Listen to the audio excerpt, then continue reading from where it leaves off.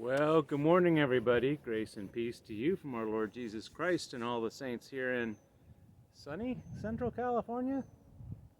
It's sunny up there somewhere. First couple of days of June, and yeah, okay. Um, Burr. Um, you will notice that I am not at work. I'm not at the hospital today. I am out here at beautiful New Jerusalem Airport, where I fly my where I fly this thing. Yes, it does fly. Where's the wings? Yeah, the wing is actually folded up on the rear seat there. Um, there wasn't a whole lot going on at work, so I just decided, you know what, I'll just come out here and mess around and um, do some engine testing on this and just enjoy the beautiful morning. Winds are forecast to be calm, and they mostly are, but it's maybe 2 or 3 miles an hour at most, which is fine. I can fly in that, but it keeps switching direction, which I would rather not fly in because, you know, I'm a chicken pilot. Um, just I've changed the rigging on the. So this is a powered parachute. It hangs from a parachute, actually a lot like that. See that? There we go. So that you basically put the parachute out behind it and hit the throttle, and then the parachute inflates, and you fly up into the sky underneath the parachute. Um, One of the challenges of flying these is you really need calm conditions, and for the most part they are. But as I said, I've changed the rigging of the parachute, and I want to come out here on a completely dead calm, no air at all kind of day, because I want to make sure the parachute's stable, it doesn't move one direction or the other. And with the wind changing directions out here, I just decided not to fly it. So just messing around with the engine this morning. And we'll get back to that. Sorry, rabbit trail. You tell I like talking about flying more than work. So not a whole lot new to show you this week at work. I've just been doing the same things over and over. We've been installing new switches.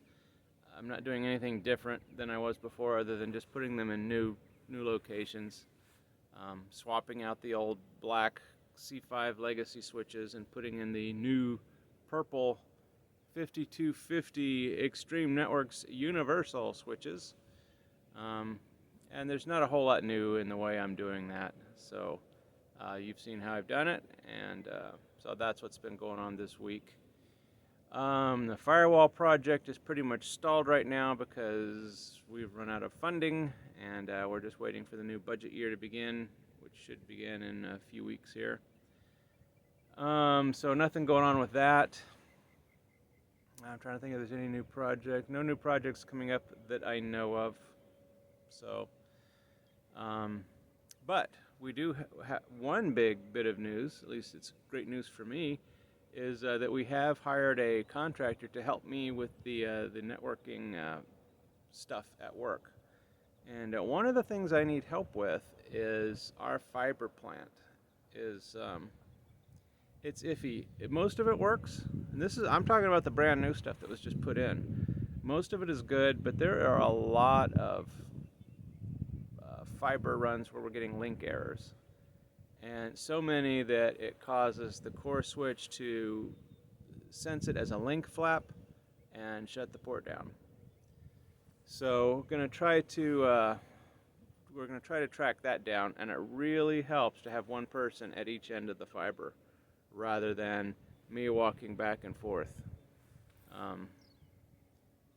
I could definitely use the exercise, but it wastes a lot of time. So I'm looking forward to this new gentleman we brought on to help me out. He's a contractor, and he's a pretty good guy. His name is Satish. Satish. Sorry, I got his name wrong. Satish. Hey, Satish, if you're watching. He's already found my channel, and he was out looking. He's a Cisco guy, but he's going to learn about Extreme Networks now. So he was searching for some YouTube videos, and apparently my channel popped up when you Google Extreme Networks YouTube videos. So, boy, are you guys disappointed if you're looking for knowledge on Extreme Networks. So now he's a good guy. Seems like a hard worker and very, very eager to learn. So that's great. I don't need people to know everything. I need them willing to learn. And I have a feeling he's going to end up knowing more about Extreme Networks than I do, especially the fabric. So he's already aware of some Cisco concepts that are very similar, ISIS networking, which is what Fabric uses. So he ought to fit right in. So yeah, so that's the big news for me. He's only started 2 days before I had my Friday day off. So yeah, so that's the good news for me. Yeah, because it's going to help me with some problems I've been having. Mostly, I'm going to say mentally, just having, close to 200 switches at a hospital that I have to manage on my own. Now, yes, my boss is there, which you saw the interview with her a month or two ago, and she's very competent. She's also very busy, and she's just doesn't have the time to run out and walk around with me all day long and do network stuff. So it was weighing on me a little bit. Had some heart issues. Just went into a doctor yesterday, had a stress test done, and they said, "What are you doing here? There's nothing wrong with you." So full report will come out in a few days, and I'll know exactly what's going on there. But I don't anticipate having any heart problems, because there's no heart problems that run in my family. We're the healthiest fat people you'll ever find. My blood sugar is another story, so we're working on that. So anyhow, so yeah, not a whole lot going on at work. So that's pretty much the update there. So I'll talk about this for a little bit instead. I got a couple minutes left. I usually like to keep these around 10 minutes. So yeah, this is a 6-shooter powered parachute from the company's name is 6-shooter. It's technically a 2-person parachute, but I wouldn't fly it with 2 people. And Mrs. Network Admin will not let me fly it with 2 people. This is the parachute. It's sitting in the rear seat. That's the front seat. With me sitting there, whoever sits behind me is real friendly. So I don't want a guy back there, because I don't want to be feeling nothing in my back, you know what I mean? And she won't let me fly with any women back there, so yeah, sorry. I think it's mostly designed for guys to take their kids for a ride or something. It's not really designed for a full-grown adult, so. I don't even have so if you sit somebody back there, there's some foot pegs that bolt on right there. I don't even have those on, because I don't want anybody back there. So anyway, enough about that. So 2 seats, but it's really only a single seat. So you got the throttle and the engine kill switch is there. So to fly this thing, like I said, you just lay the parachute out behind it. Make sure all the lines are clear. These are the lines. I'll come to these cables here. They're inside a line sock right now for just protection for transport. But the parachute line's attached to these 2 steel cables, and the 2 steel cables attach here, obviously. You get this all laid out behind it. Like I said, make sure all the lines are clear. Get the engine started, buckle yourself in, and you just add throttle. That starts moving you forward. That pulls the parachute up and inflates it. You just keep driving slowly until you look up and you say, okay, the parachute's nice and stable. It's not moving around a lot. And then you just start slowly adding throttle, more and more throttle, and you just levitate up into the air. To turn, you have these they're called brake bars. You push that to turn to the right. Relax it, push the other one to the left to turn left. So it almost works just like rudders in an airplane, almost the same principle. So these brake lines, the brake bars are attached to these brake lines, which go out to lines that are out on the outboard rear of the parachute. And so you press that left brake bar, it pulls the left rear of the parachute down, creates more drag over there, and you start turning to the left. So the same thing for the right. There's only one speed. You can't go faster or slower. You're either flying or you're not. So the most it'll go is about 25, 27 miles per hour. You're going under 30 miles an hour anyway. And to come back down, you just start retarding that throttle, pulling it back. Pull the throttle back, and the thing starts descending. And add a little bit more power to stop your descent. Come around over that runway right back there, and get yourself lined up. And when you're ready to land, you just slowly start pulling that throttle back. It'll sink down, get right above the runway, and once it's kind of stabilized and you pull the throttle all the way back, you'll settle down onto the runway, and then you hit those two kill switches to shut the engine off so it won't grab the parachute lines and start wrapping it around that propeller. So yeah, you kill the propeller before you stop moving. So the parachute will still be up and the propeller stopped at that point, and then it's safe for the parachute to fall back down. So sorry, I'm getting distracted out there. Some way out there, you probably can't see it, but there's some smoke coming up. So something just caught fire out there. It's black smoke too. It's not burning brush or anything. So there's an airport over there. I hope that's not what that is. So anyway, that's the deal for this week. Oh, let me show you a few more things on this thing. Why not? Because we're here. Oh, get up on the trailer. So we've also got this, there's the instrument panel. Kind of hard to see because all this stuff's in the way. It's very, very, very, very simple instrument panel. We've got an altimeter, we've got a compass. They're all very dusty from driving across the farm roads. Got just a clock, show you time. Exhaust gas temperature for the two cylinders back there. Cylinder head temperature for the two cylinders back there. And then up front here we got the stick. Now this stick, all this does is steer the front nose wheel. So it's basically a steering wheel, left and right. And yeah, got the aircraft radio right there. So use that to mostly just listen, make sure there's no other aircraft out there. And there's also room for a ham radio right there. And as far as the seat, there it is. There's only one lap belt. So yeah, you got to be careful.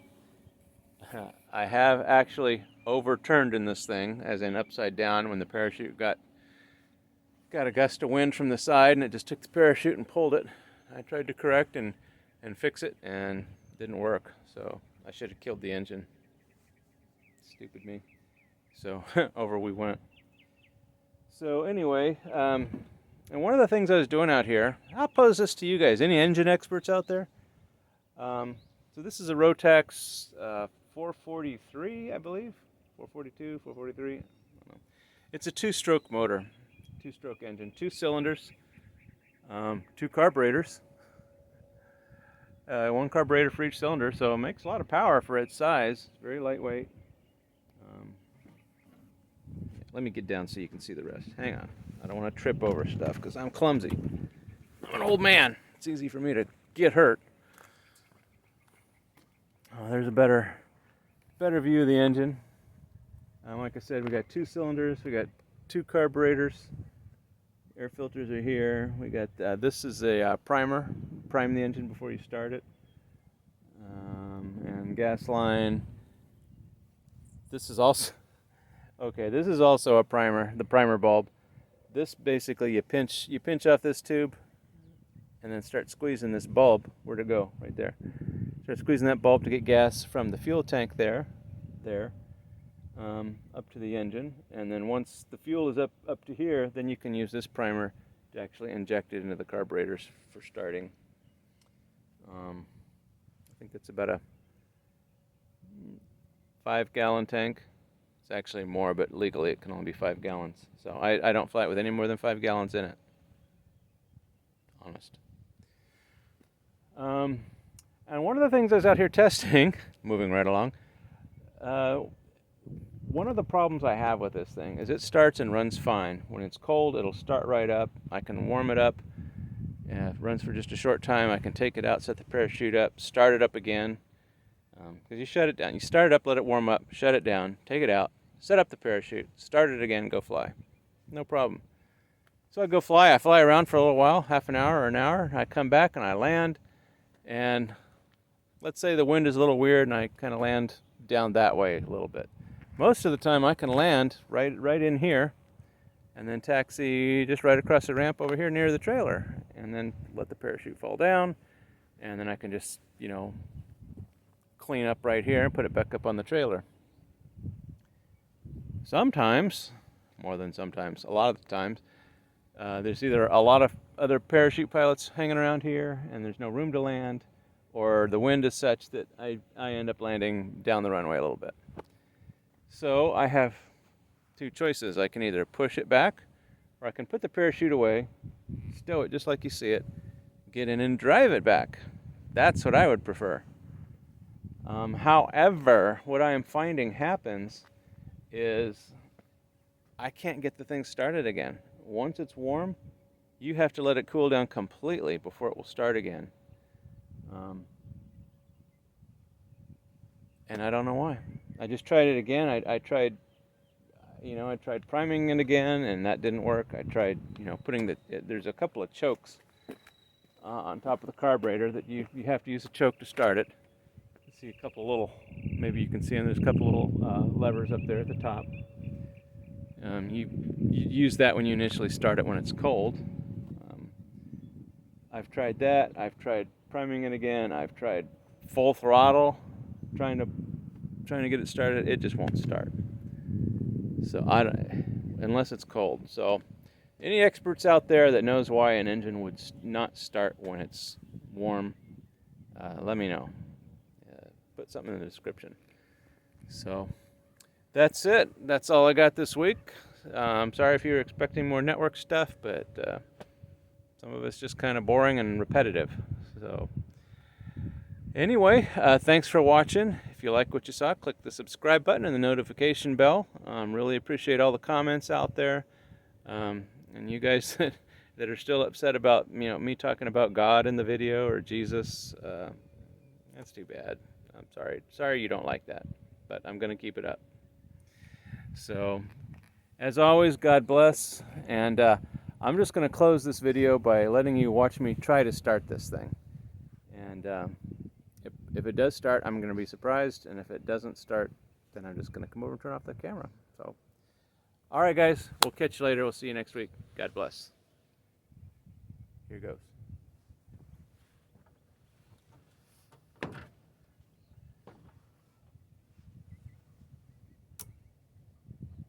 It's already been run once today, so I don't need to prime it. I shouldn't need to do anything. We'll see what happens. So we got gas up to the engine. Good. Everything looks good. Switches are hot. Throttle's cracked.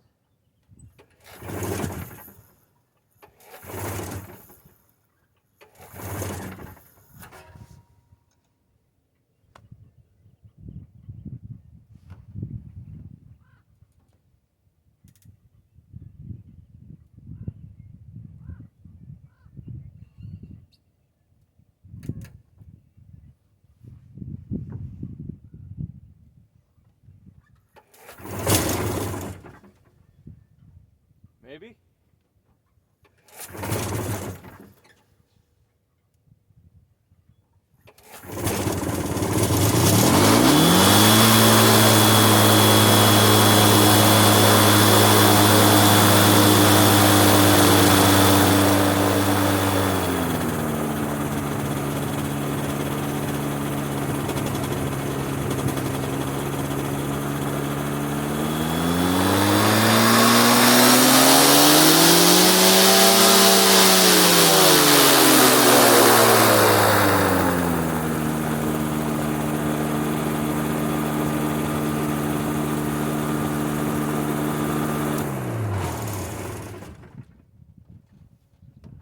Of course it works when everybody's watching.